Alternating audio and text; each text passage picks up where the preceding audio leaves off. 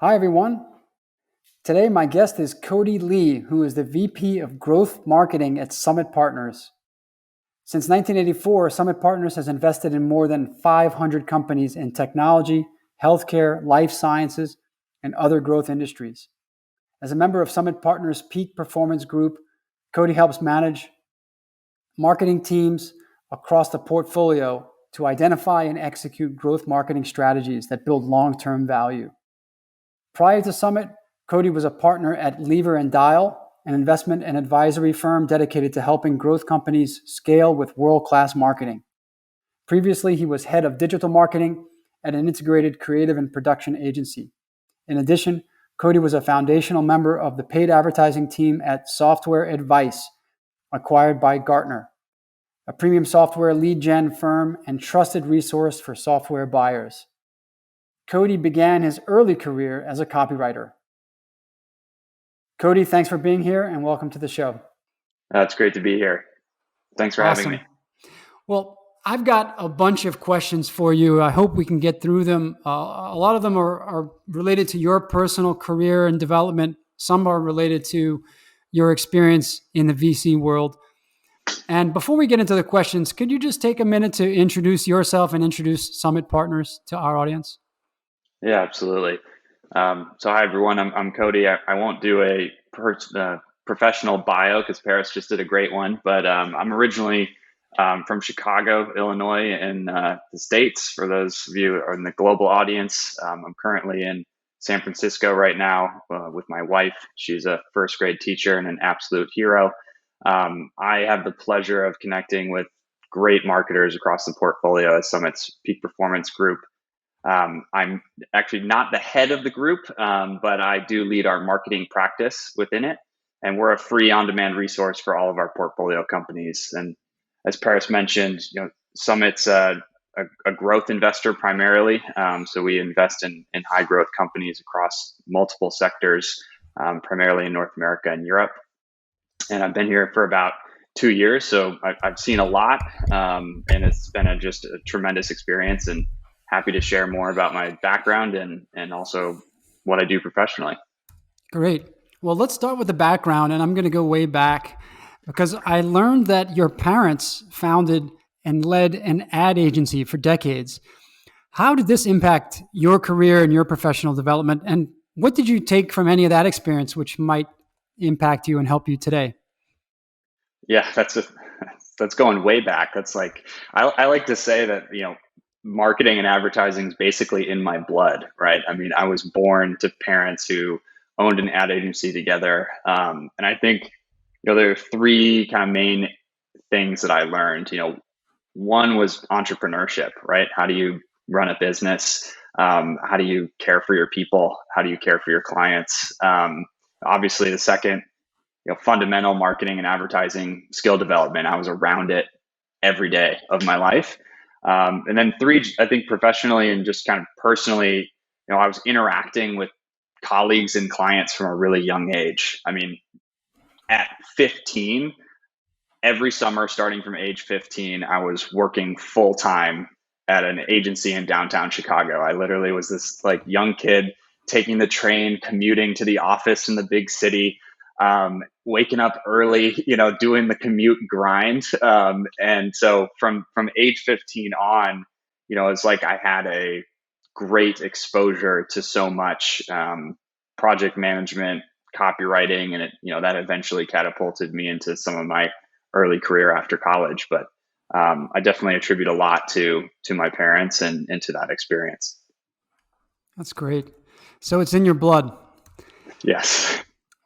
So now, I imagine that you talk to different types of marketers every day, and you've really seen a lot of the elements of success.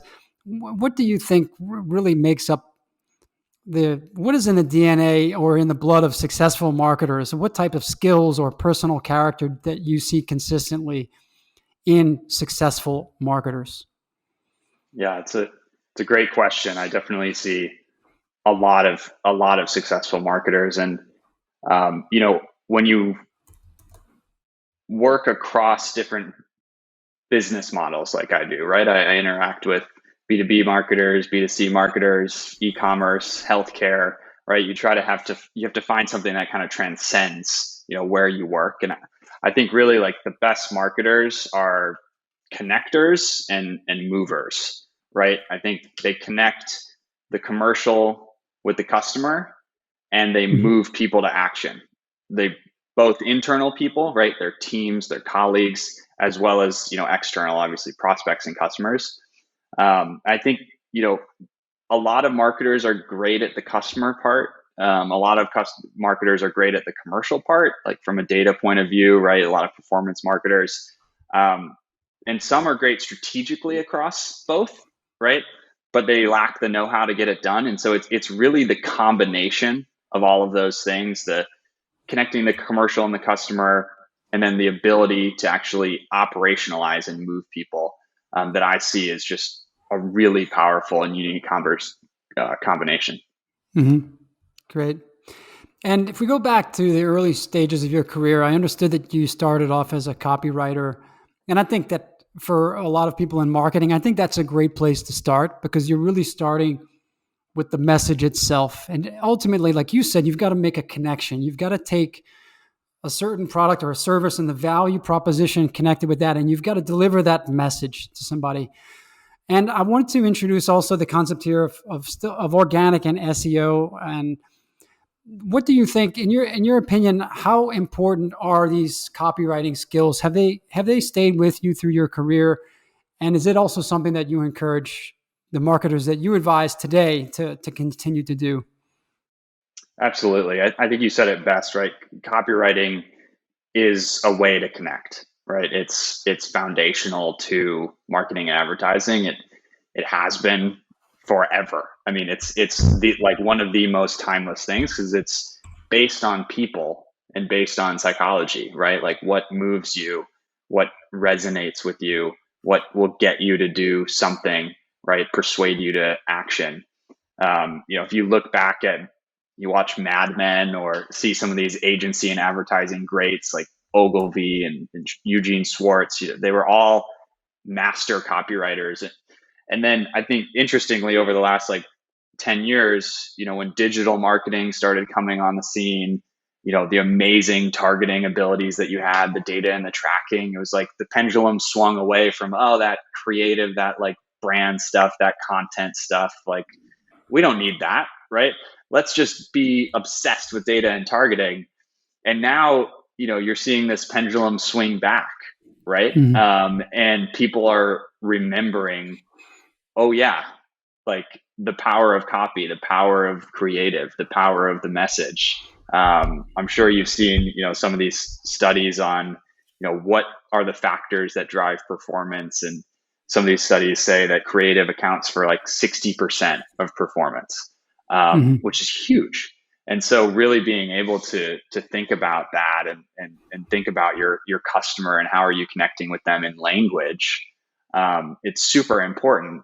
And it's easy, right, in quotes, easy, because anyone can really write. It's not as hard as say video or design or something, but it's really hard to do it well. But if you Mhm. can, it's super scalable. Yeah, absolutely.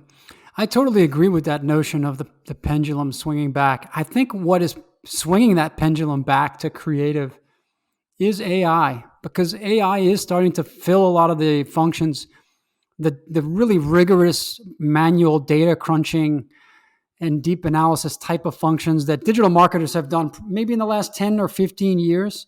AI is just eating away at that, and it should. And ultimately, a lot of the things like the real time bidding, and that's the start of it. But as AI is taking away a lot of these rigorous data activities, I think that's why the real differentiator again will become your core message and your creative. And I think that the creative teams are going to rise again in relevance in digital marketing.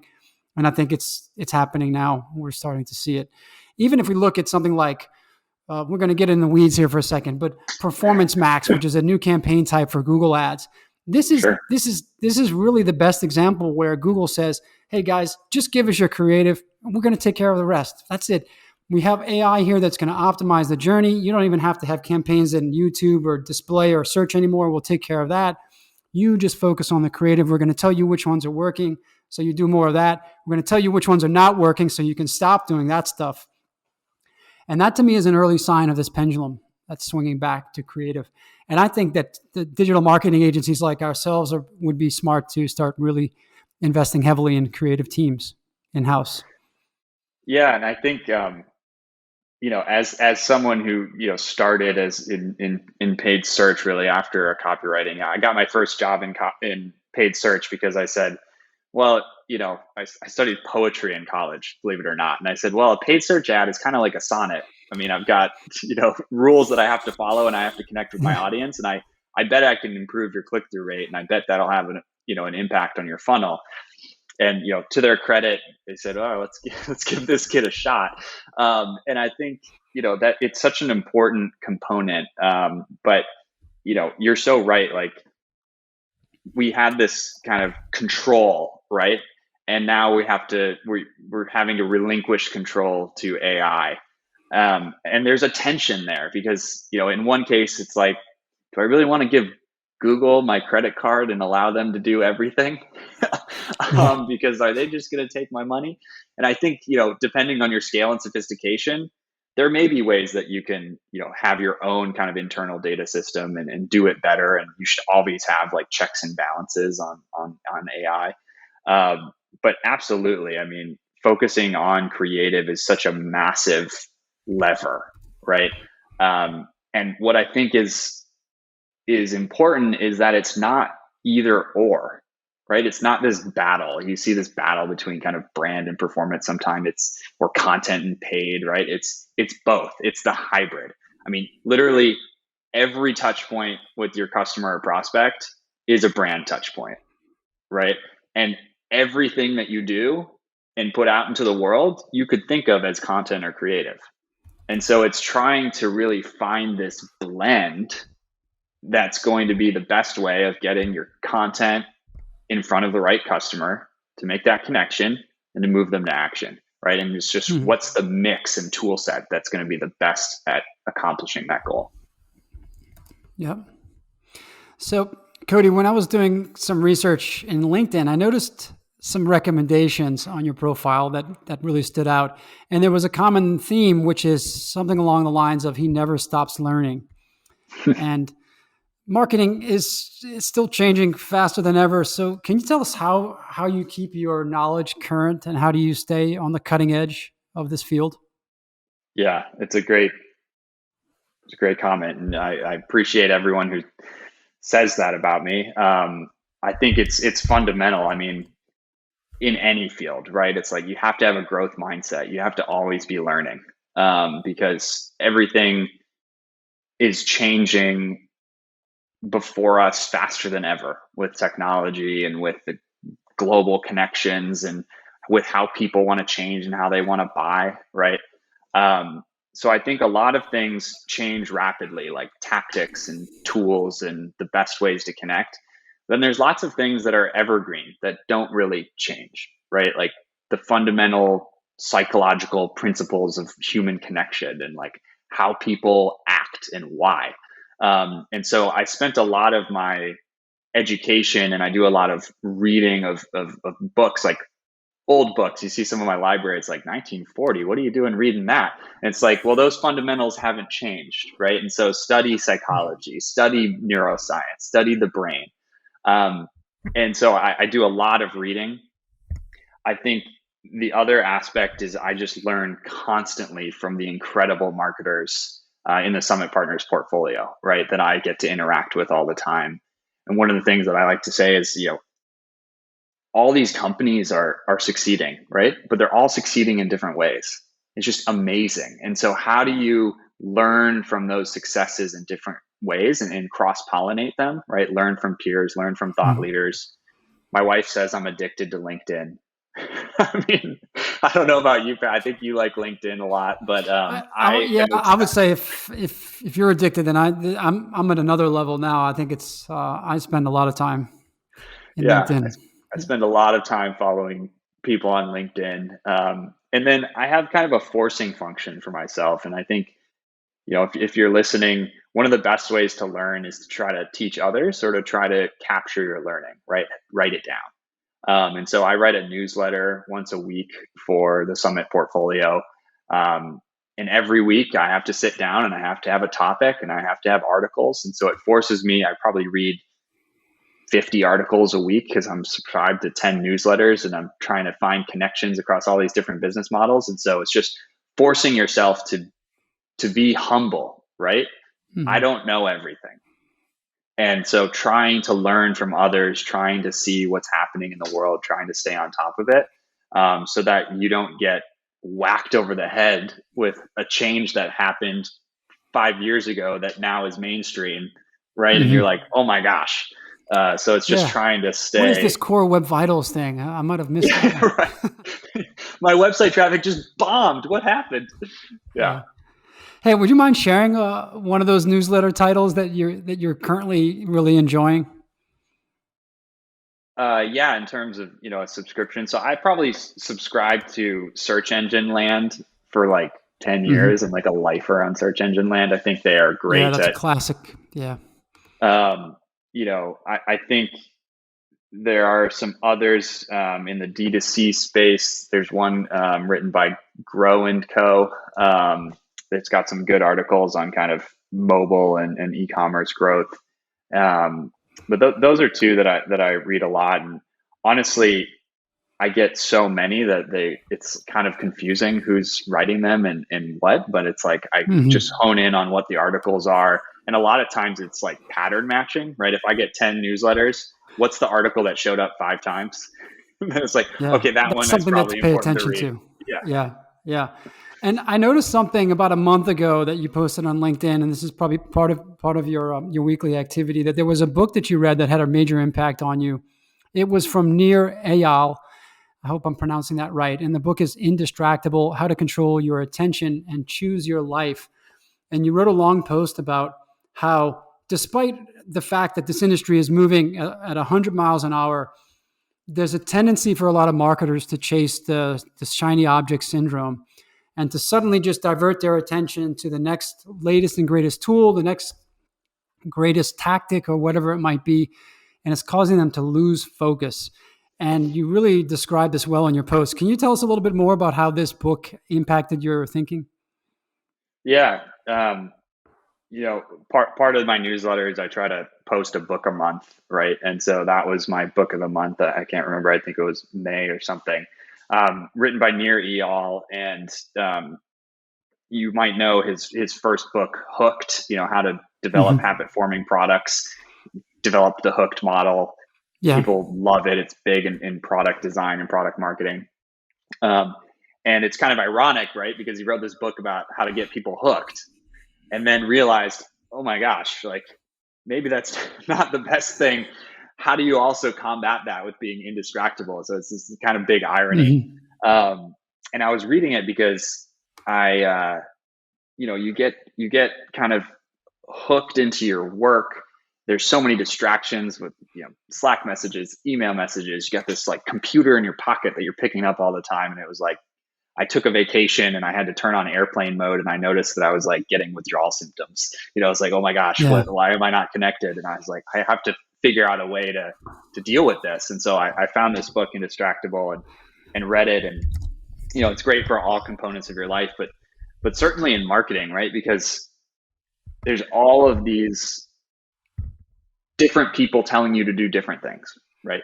I think fundamentally it comes down to, you have to know like the strategic imperatives of your company, right? Like, what is the commercial goal, right? How are we going to get there?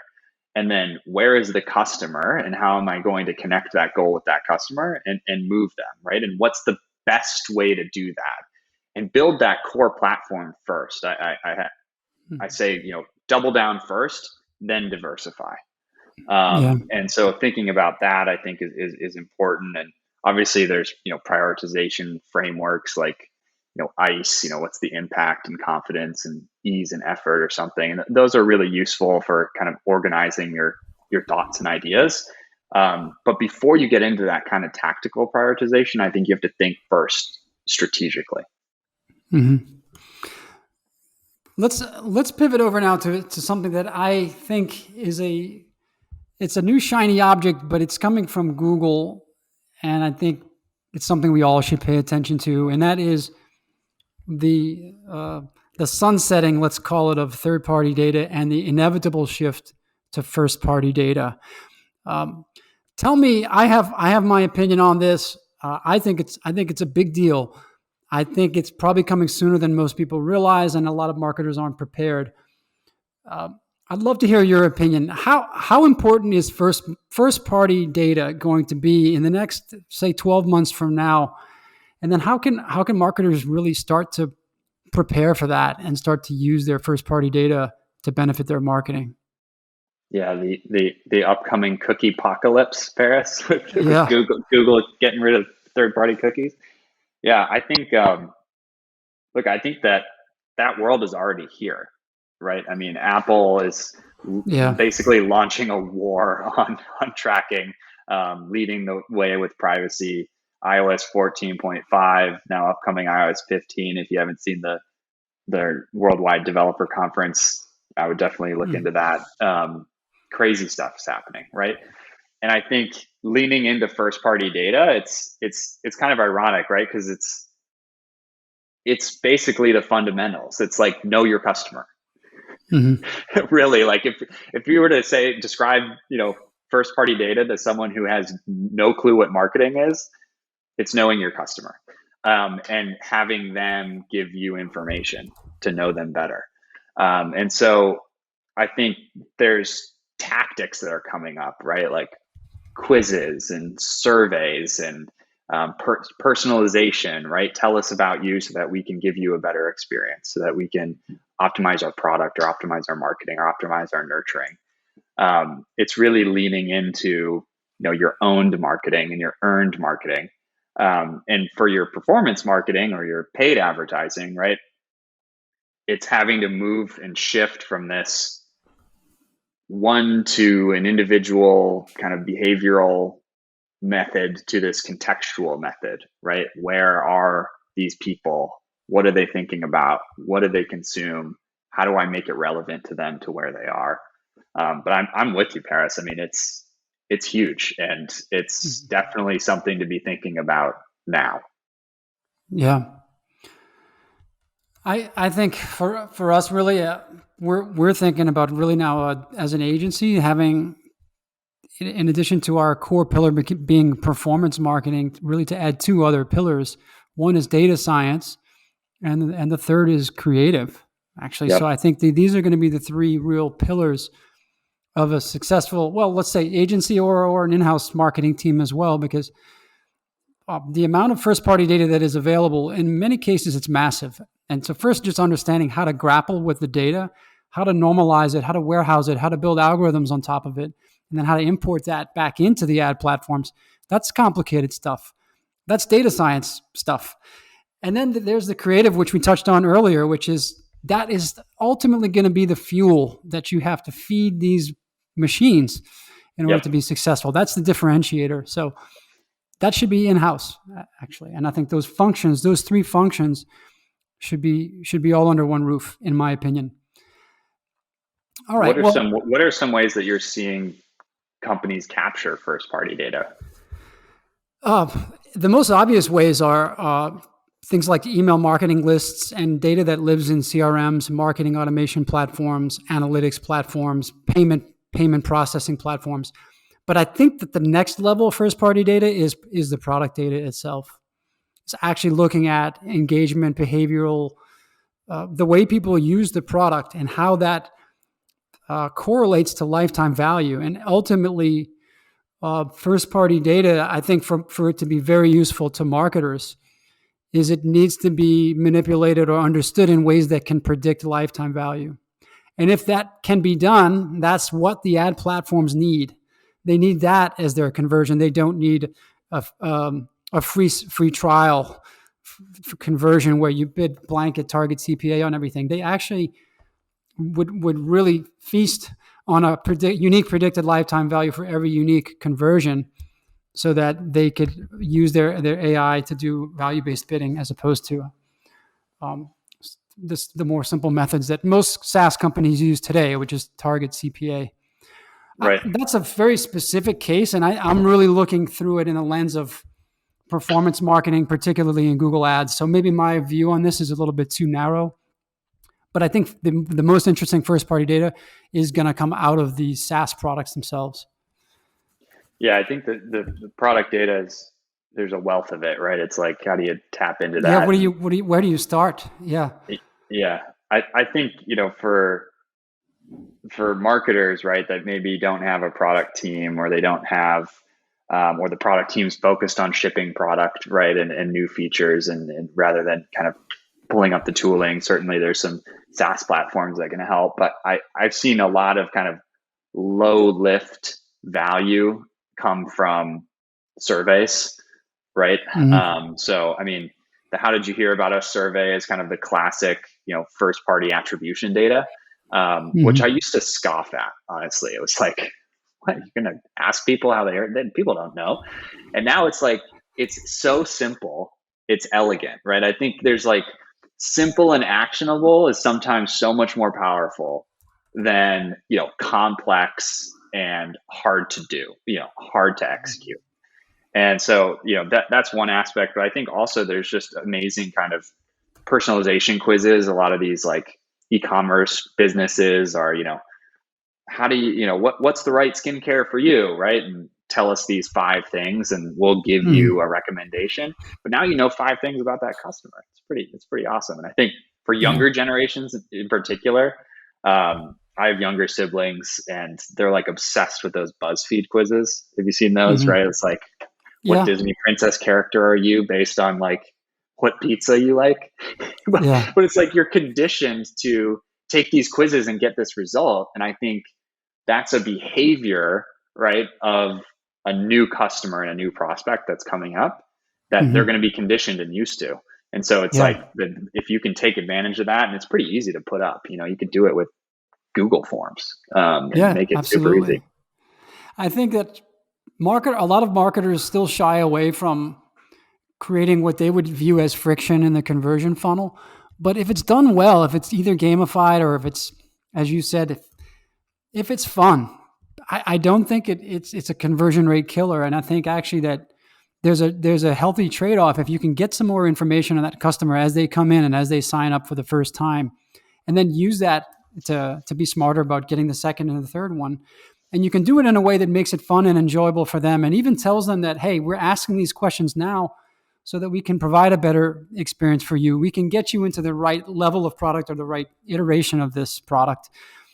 And I think that what you said about your younger siblings and people that are being conditioned now to even expect these type of just fun onboarding kind of experiences, I think that friction is going away, and I think marketers need to turn to those strategies more in the at the point of conversion. Yeah, and it's I think it's only friction if there's no value, right? So Yeah, if you ask me 10 things and it doesn't change, like if you lie to me, like you lost me, right? And if I don't yeah, believe you, you lost me. And if it's really hard to answer those questions because your user experience sucks, you lost me, right? But if it's fun, engaging, you're giving me value, it seems obvious, it seems easy, it can actually improve conversion. Like there's this concept hmm of like the breadcrumb technique, where you ask one super easy question to get someone engaged and answer. And it triggers this principle of psychology called the commitment principle, where you're more hmm likely to finish something you've already started, right? hmm And so if you get them to start that simple thing, like simple question, yes or no, piques their curiosity, gets them into it, you actually might increase your conversion. It's way less scary than, say, clicking the get a demo button or buy now, hmm right? Or Like, please input your credit card number here. yeah, Yeah, exactly. So there's definitely ways to do it, I think. yeah, excellent. So, Cody, let's pivot over now a little bit more towards the investor and VC questions that I've prepared here. You work with a lot of CEOs. You've seen a lot of CEOs. Some have marketing backgrounds and others don't. Mm-hmm. Does it really matter, or do you think that CEOs who come from marketing have any sort of advantage when it comes to raising money? Yeah, it's a great question. I think that there are a lot of ways to grow a company, right? There is no one way. And I think people who say things like, don't work for a CEO who doesn't get marketing, right? There's like a lot of that going around. And I think the target audience for that, is a marketer, right? Who's looking for their next company. And maybe it's less enjoyable to work for that type of company. And, maybe for you, you should work for somewhere else, right? But in terms of like the success of a company, or, or is one more successful than another, I think it's really about, what's that unique insight that CEO has, and how have they operationalized it. Sometimes it's marketing, sometimes it's product, sometimes it's a business model, sometimes it's networks. Personally, I think marketing is a universally applicable function, right? It's a multiplier of business success, but it's not necessary in every case, right?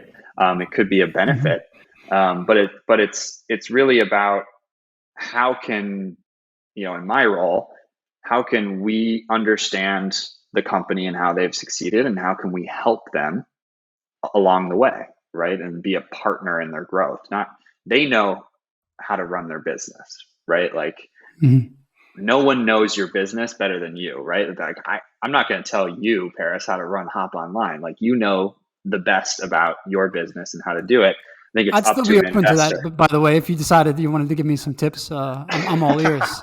Just saying. Yeah. Well, we'll take a coffee offline. All right.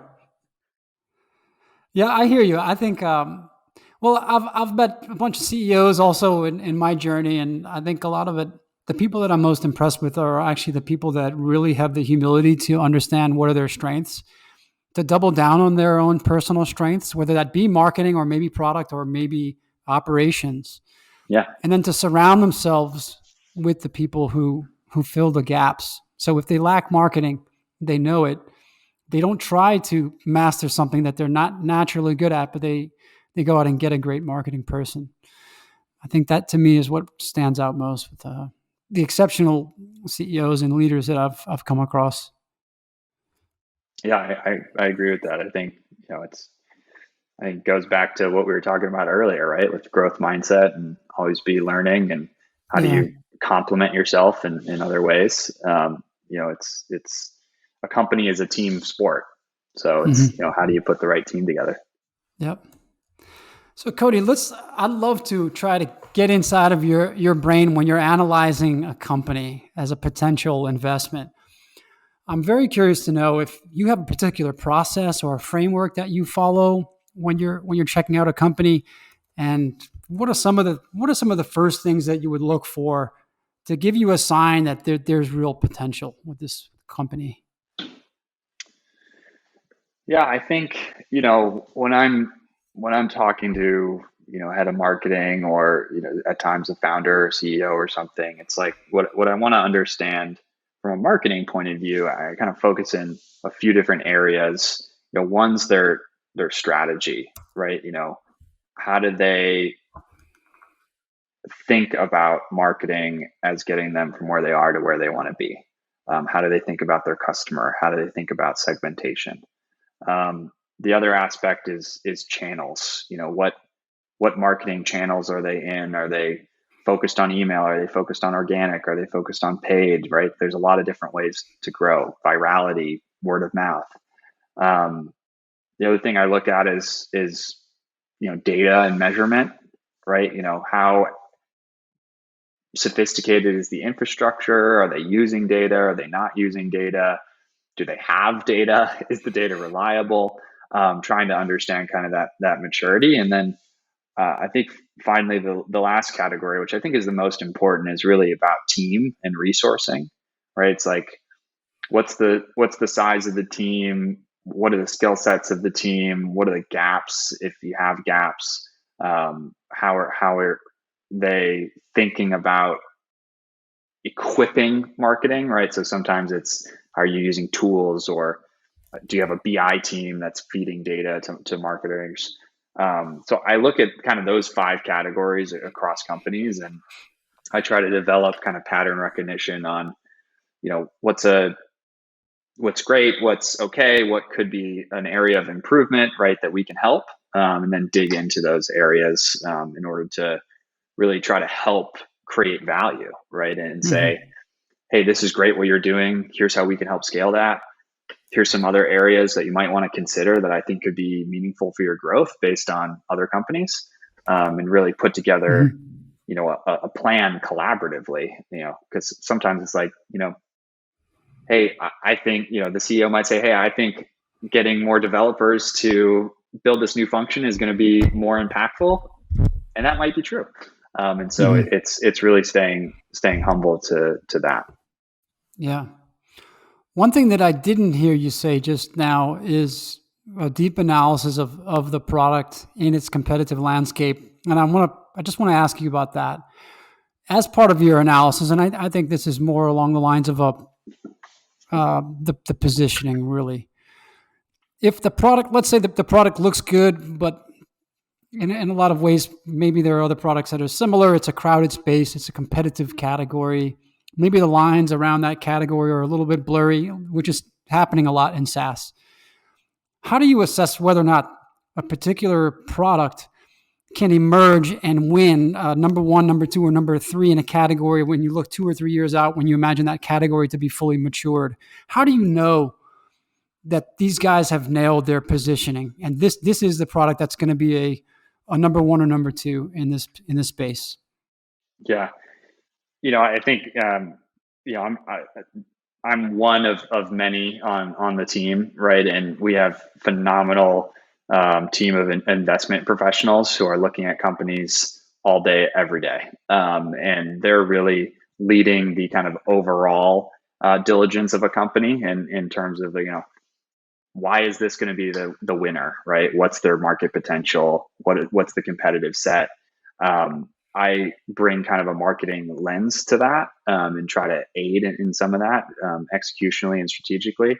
I think your question on positioning and differentiation is super important. And do they have a clear point of view on that, right? Or is that something that could be improved?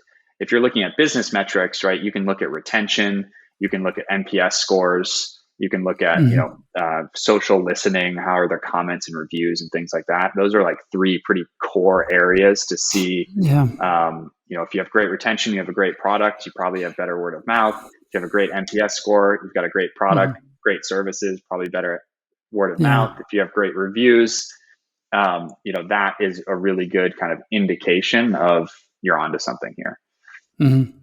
Yeah. So back to the marketing side of things a little bit. I think I imagine a lot of times you're also trying to determine the scalability of a particular company and whether their marketing strategy. You mentioned you look at the marketing strategy. Do you try to analyze the extent to which it can scale with the current channel mix that they have, or if not, how do you look at the scalability of a marketing strategy to determine, this is scalable? Yeah, I think it's a great question, and it's super important. And it probably took me, I heard, people use this word scale and scalability all the time, right? It probably took me like 5 years in business to really understand, like, scalability, right, is increasing volume while improving efficiency. It's both, right? It's different from growth. And so if something is scalable, what does that really mean? Okay, if I put an extra 1 resource unit, I can get greater than 1 back, right?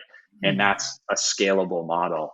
And so I think, I try to ask about how are we increasing volume, but how are we also improving efficiency?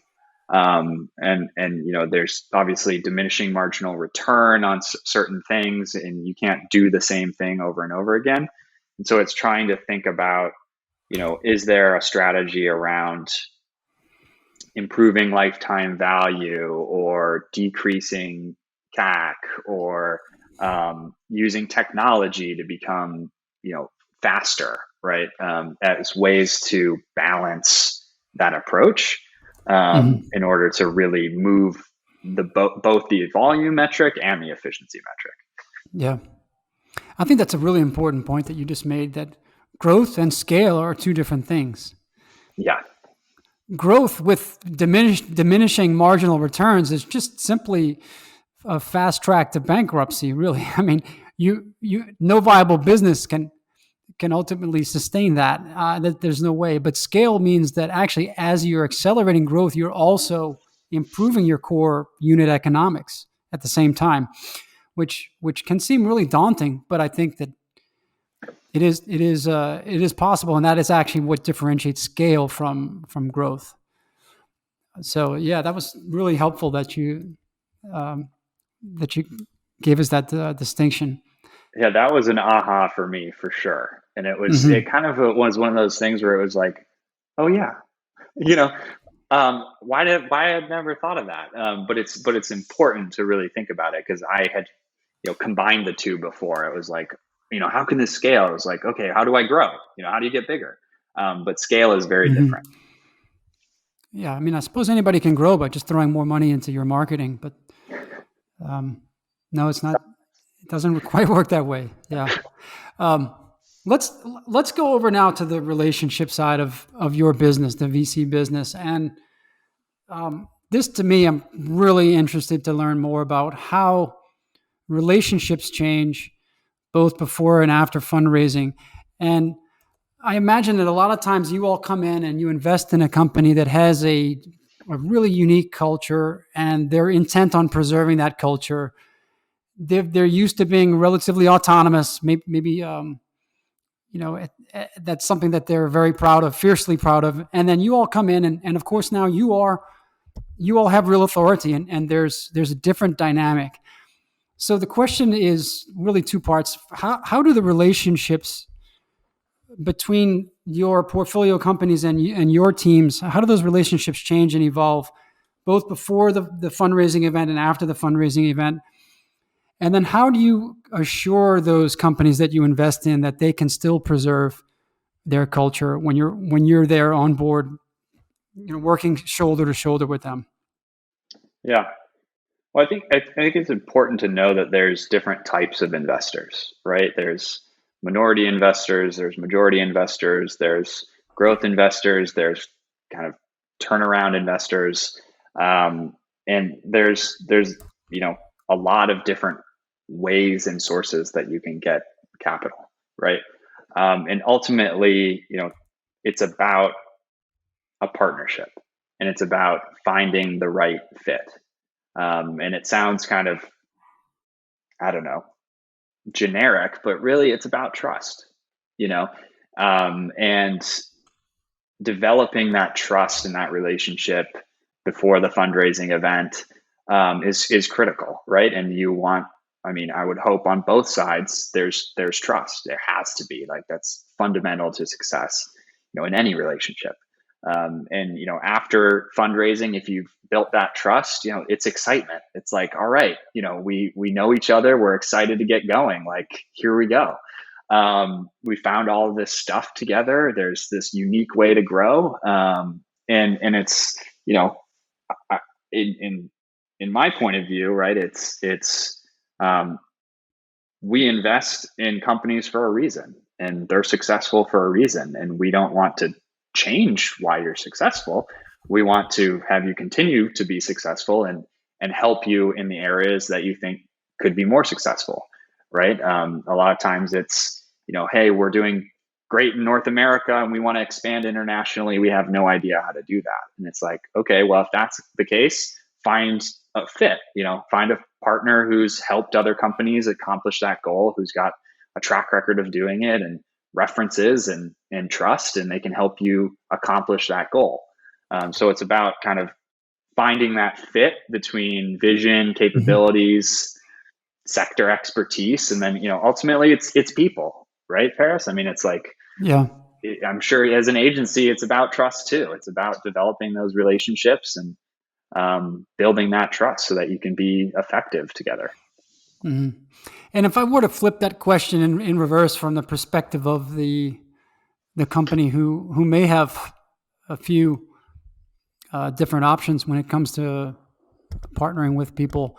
How would you advise a company who has a few different investment options to go about selecting the best fit for them? Yeah, it's aligning on vision, right? Where do you want to be? Can they help take you there? Right? Have they helped others go there before?